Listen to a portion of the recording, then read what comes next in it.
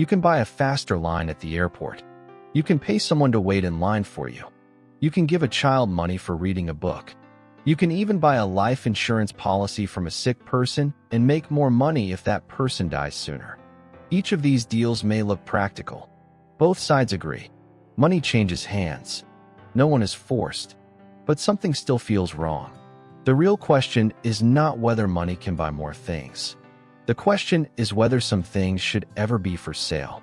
That is the question Michael Sandel explores in What Money Can't Buy. His concern is simple but deep. Markets can help us exchange goods. But when market thinking enters every part of life, it may change the meaning of the things we value. Think about an ordinary day. At the airport, people with expensive tickets move through a faster line. In a hospital, a patient with more money may get faster care. At a public event, someone can pay another person to stand in line and save a place. At school, parents may offer cash for good grades. At work, managers may use bonuses for every task. In a city, people may treat parking fines as the price of a convenient space. None of these examples seems shocking by itself. The problem appears when we put them together. More and more parts of life begin to follow the same rule. If you can pay, you can move ahead. If you cannot pay, you wait. You lose time. You accept fewer choices. You carry more stress. This changes the meaning of inequality. Being rich no longer means only having a bigger house or a nicer car. It also means buying more control over your time, your health, your comfort, and sometimes your voice. Being poor means more than having fewer things.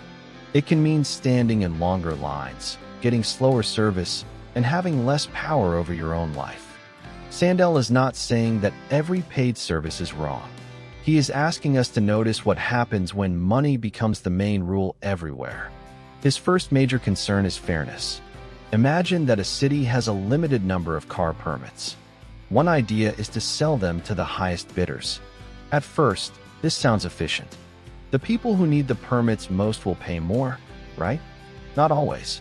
The person who pays the most may simply be the person who has the most money. A wealthy family may buy another permit without thinking much about the price. A lower-income parent may truly need a car to take a child to school, but may not be able to afford the permit. The market does not measure need. It measures ability to pay. The same problem appears in waiting lines. A line follows a simple rule: first come, first served. That rule is not perfect, but it treats people as equals. Everyone gives time. When people can buy their way to the front, the rule changes. Time becomes something rich people can save and poor people must spend. This becomes more serious when the service is not entertainment, but healthcare, education, or public life. In the United States, companies have paid people to stand in line for seats at public government hearings. The person who enters the hearing may not care more about the issue. That person simply has enough money to hire someone else to wait.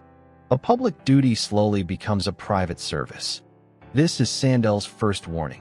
When everything has a price, inequality reaches into places where equal treatment should matter most. But fairness is only half of the problem. The deeper issue is corruption.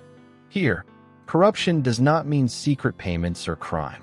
It means that money can change the nature of an activity. Consider a fine. A fine is supposed to express a rule. It says, this behavior is wrong. Do not do it. But a price says something different. It says, you may do this if you are willing to pay. The difference is important. If someone throws trash in a national park and pays a fine, the fine should not become a ticket for throwing trash. If a driver parks illegally and thinks, the fine costs less than a taxi, so I will pay it, the moral rule has turned into a business cost. This is exactly what happened in a famous childcare case discussed in the book. Some parents often arrived late to pick up their children. The center introduced a fine, hoping late arrivals would fall. Instead, more parents arrived late. Before the fine, parents felt guilty. They knew a teacher had to stay and wait. After the fine, they no longer saw the delay as a moral problem. They saw it as a paid service. The fine removed guilt. It gave lateness a price. This shows why market tools sometimes fail.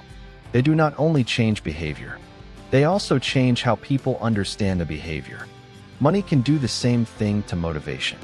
Parents often offer children cash for reading books or getting high grades. It may work for a short time. The child reads more pages or studies longer. But what is the child learning? The child may stop seeing reading as interesting or useful. Reading becomes a job. The child asks, "How much will I get?" The same thing can happen at work. If every helpful act has a bonus, people may stop helping because the work matters. They begin to ask what each action pays. This does not mean money never motivates people. Of course it can. The point is that money can push out other reasons. Sandel calls this a moral problem because some activities are valuable partly because of the reason behind them. A gift matters because someone chose it for you. An apology matters because it comes from regret. A wedding speech matters because a friend took time to remember your life. Now imagine learning that the apology was bought from a company, or that the wedding speech was written online for a fee. The words may sound perfect, but the meaning changes. The market has not simply produced a better speech. It has replaced an act of friendship with a service. This is the key turning point in the book. Markets are not always neutral. We often think a market only moves an object from one person to another. A seller gives something. A buyer pays. End of story. But some goods are shaped by the way we give, share, or use them. A medal is not only metal. A vote is not only a choice. A place in a public hearing is not only a chair. A gift is not only an object. An apology is not only a group of words. Their meaning depends on values like duty, love, respect, sacrifice, and trust. When money enters, it may not leave those values unchanged. A powerful example comes from a Swiss village asked to accept a nuclear waste site. At first, many residents said yes because they saw it as a public duty. Their country needed a place for the waste, and someone had to accept the burden. Then money was offered as compensation. Support fell sharply. Why? The money changed the meaning of the choice. What had felt like civic duty now felt like a cheap sale. People thought, "Do you believe our safety and dignity can be bought?" More money did not solve the problem because the problem was no longer about amount.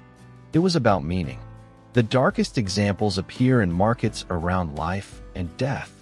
A person with a serious illness may sell a life insurance policy to an investor. The person gets money now. The investor receives the insurance payment after the person dies. From a purely financial view, both sides may benefit. But the investor earns more when the seller dies sooner. If the sick person lives for many years, the investment becomes worse. The deal creates a terrible interest. One person's continued life becomes another person's financial loss. The same market logic appeared in a proposed system for betting on future terrorist attacks. Supporters believed people with useful information might place smart bets and reveal danger. But the idea created a frightening possibility. Someone could profit from an event and also help cause it. These examples sound extreme, but they reveal the same basic danger. When we put a price on everything, we may reward the wrong hopes, the wrong actions, and the wrong kind of attention. Even advertising can slowly change public life. Sports fields, stadiums, events, and public spaces can all be sold for naming rights. A company can place its name on a building, a game, or even part of an athlete's body. Again, each sale may seem harmless. But when every surface becomes an ad, public space starts to feel less shared. Life becomes a collection of things waiting for a sponsor. So what can we do with these ideas in daily life? Sandel does not offer one simple rule. He does not say markets are bad. He asks us to think more carefully before using price as the answer. Step 1 is to ask what kind of good is involved. Before you offer money, charge a fee, or accept a market solution, pause and name the thing clearly. Is it a normal product, like a chair or a phone? Or is it connected to health, education, trust, friendship, public duty, or human dignity? This question matters because different goods need different rules. Buying a faster computer is not the same as buying a place at the front of a medical line. Paying for a taxi is not the same as paying someone to apologize for you. In daily life, use this question when you manage children, employees, friendships, or shared spaces. Ask, what is this activity supposed to mean? Step 2 is to look for the hidden message inside the price. Every payment teaches something. A bonus may say, this work only matters when it pays extra. A fine may say, this behavior is allowed if you can afford it. A cash reward for reading may say, books are not worth opening without money. Before using money, ask what message people may receive. For example, if a child avoids reading, instead of paying for every book, create a quiet reading time and let the child choose the topic. If a team member helps others, do not reduce the act to a small payment. Recognize the value clearly and connect it to the purpose of the team. The goal is not to remove money from life. The goal is to avoid letting money replace every other reason. Step 3 is to protect spaces where people meet as equals. Some parts of life are healthier when money has less power.